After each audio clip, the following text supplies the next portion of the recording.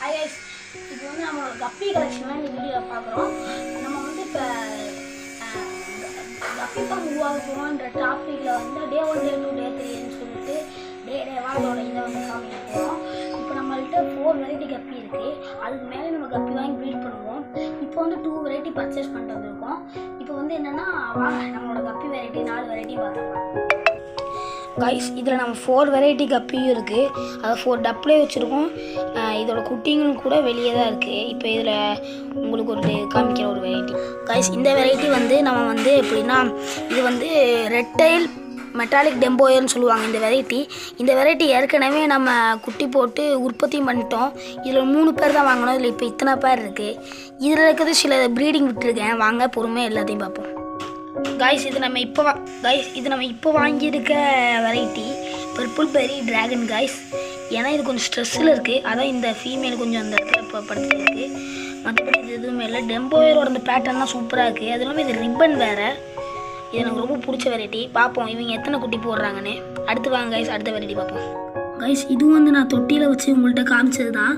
இதுவும் இந்த red tail metallic டெம்போயரோட இதுதான் பேரண்ட். இதுதான் இது இப்போ குட்டி போடுற சைஸில் இருக்குது. குட்டியும் போட்டிருக்கு.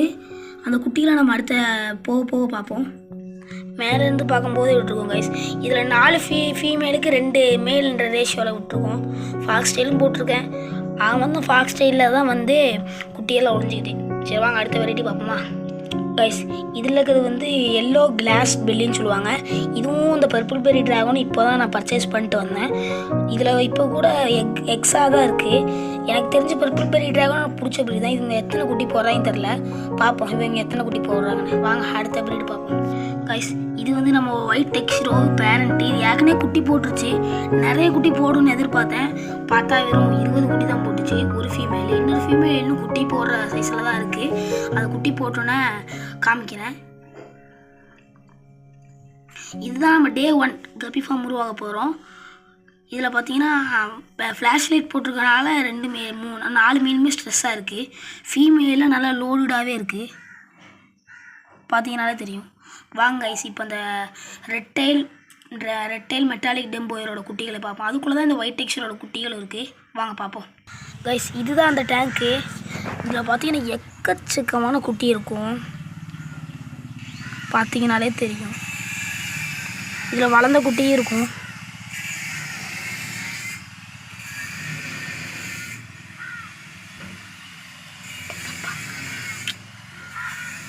இந்த குட்டியில் நல்லாவே வளர்ந்துருச்சு.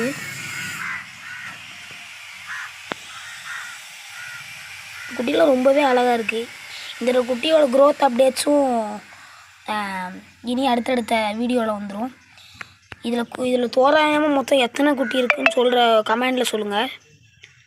இதில் மொத்தம் எத்தனை குட்டி இருக்குதுன்னு கமெண்டில் சொல்லுங்கள். அதாவது கப்பிக்கு ஏதாவது டவுட்ஸ் இருந்தாலும் அதை கமெண்டில் சொல்லுங்கள். இது வந்து இது என்னோடய கப்பீஸ்லாம் நீங்கள் பார்த்துருப்பீங்க. மொத்தம் 4 வெரைட்டி தான் இருக்குது. இது போக போக இனி எல்லா கப்பியும் வாங்கிடலாம். ஏன்னா இன்றைக்கி தான் கப்பி ஃபார்ம் உருவாக போகிற டாப்பிக்கோட டே 1. ஏன்னா போக போக தான் எல்லா இடத்துலையும் கப்பி வரும். அதனால் குட்டியோட அப்டேட்ஸு எல்லாமே வந்துடும். ஏதாவது கப்பி விஷயம் டவுட்ஸ் இருந்தால் தயவு செஞ்சு கமெண்ட் பண்ணுங்கள். அது மட்டும் இல்லாமல் இந்த டப்பாவில் வந்து அவுட்டோரில் தான் வச்சுருக்கோம் அந்த ஃப்ரைஸோட டேங்க். அந்த ஃப்ரைஸு தோராயமாக எத்தனை குட்டி இருக்குன்றதையும் கமெண்ட் சொல்லுங்கள். இதோட நம்ம இந்த வீடியோ முடிச்சுக்கலாம் கைஸ். பாய்.